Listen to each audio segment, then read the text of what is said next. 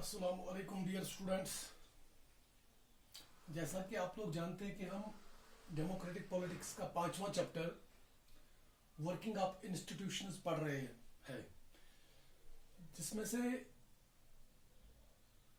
चंद topics हमने already clear किए हुए हैं। जैसे कि मैं अगर आपको याद दिला दूं, कल हमने पावर्स ऑफ प्रेसिडेंट, उसके वो जो remaining legislative and emergency powers थे वो हमने पढ़ लिए, और साथ साथ में हमने प्राइम मिनिस्टर की अपॉइंटमेंट कैसे होती है, उसकी पोजीशन क्या होती है, उसके पावर्स क्या होते हैं, ये सारी चीजें हमने कल डिस्कस की हुई है। तो आज हम देखेंगे how is a major decision taken.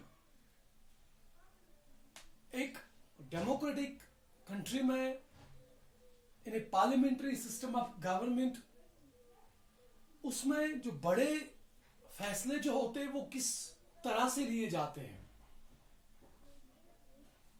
तो इसको हम आज पढ़ेंगे। जैसा कि हम सब जानते हैं कि इंडिया जो है इसने parliamentary system of government adopt की हुई है। यहां पे means democratic form of government है, जहां पे इलेक्शन होने के बाद जो पार्टी मेजॉरिटी में आती है या वो कोalition करके छोटी मोटी पार्टीज से फिर हुकूमत बना लेती है, तो वो उसी में से वो अपना एक लीडर चुनते हैं जो मेजॉरिटी पार्टी होती है, तो फिर वो उसी को as a prime minister candidate आगे ले जाते हैं। तो इसी ऐसे वाले सिस्टम को पार्लियामेंट्री सिस्टम ऑफ गवर्नमेंट कहा जाता है। In this system the major decisions are taken by the ruling party through passing a resolution in the parliament। इसमें जो बड़े बड़े फैसले जो होते हैं, डिसीजन जो होते हैं, वो रूलिंग पार्टी लेती है। अपोजिशन वो बड़े फैसले नहीं ले सकती है, क्योंकि ये काम किनका होता है, रूलिंग पार्टी का काम होता है बड़े बड़े फैसले लेने। लेकिन ऐसे ही वो नहीं ले जाते, उनको एक रेजोल्यूशन पास करनी होती है पार्लियामेंट में, in the both houses of the parliament, चाहे वो लोकसभा हो या राज्यसभा हो, तो उसमें वो उनको ये पास कराना पड़ता है। The parliament has the power to make laws. जैसा कि मैंने आपको बहुत बार ऐसा कहा है कि parliament has the power to make laws. A bill passed by parliament becomes an act. एक बिल जो पार्लियामेंट से पास आके तभी वो एक एक्ट बन जाती है, only when president assents to it. एक बिल तब तक एक्ट नहीं बन सकती है, ये बच्चों आपको याद रखने वाली बात है।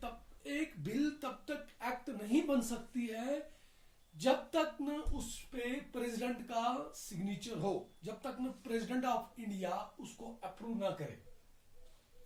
तो उसके लिए क्या होता है,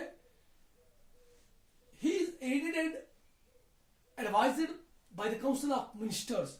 उसको इस चीज में गाइड करने के लिए, उस चीज को समझाने के लिए उसको काउंसिल ऑफ मिनिस्टर्स इसमें उसको एड और एडवाइस करते हैं। It is responsible body within the council of the cabinet is an inner body within the council of ministers। और पार्लियामेंट फिर एक कैबिनेट बॉडी होती है जिसको कैबिनेट मिनिस्टर्स के नाम से जानते हैं। वो इनर बॉडी होती है among the council of ministers। It is responsible for formulating the policy of the government। ये जो कैबिनेट जो होती है यही रिस्पॉन्सिबल होती है कि वो पॉलिसीज को फॉर्मुलेट करे गवर्नमेंट के लिए, while the policies are laid down by the ministers responsible to the लोक सभा। और ये पॉलिसीज कौन लोग बनाते? मिनिस्टर्स लोग बनाते, कैबिनेट मिनिस्टर्स बनाते हैं, जो कि फिर लोकसभा के आगे जवाबदेह होते हैं। जैसे मैं आपको समझा दूं, अगर रूलिंग पार्टी के कैबिनेट मिनिस्टर्स ने कोई कानून, कोई बिल बनाई, तो उनको वो बिल लोकसभा में लानी पड़ती है। लोकसभा में या राज्यसभा में अपोजिशन के भी कैंडिडेट्स होते, लीडर्स होते हैं, वो इस चीज को देखते हैं, वो इस चीज को खोजते हैं कि क्या ये बिल सही है या गलत है, तो उनको वहां पे उस बिल को पास कराना होता है। The administration of the country is actually run by a large body of bureaucrats। तो जो जहां तक एडमिनिस्ट्रेशन का सवाल है, पूरे मुल्क में जो एडमिनिस्ट्रेशन को चलाने का काम जो होता है, ये किन का होता है? It is the job, it is the task, it is और we can say it is the job of bureaucrats.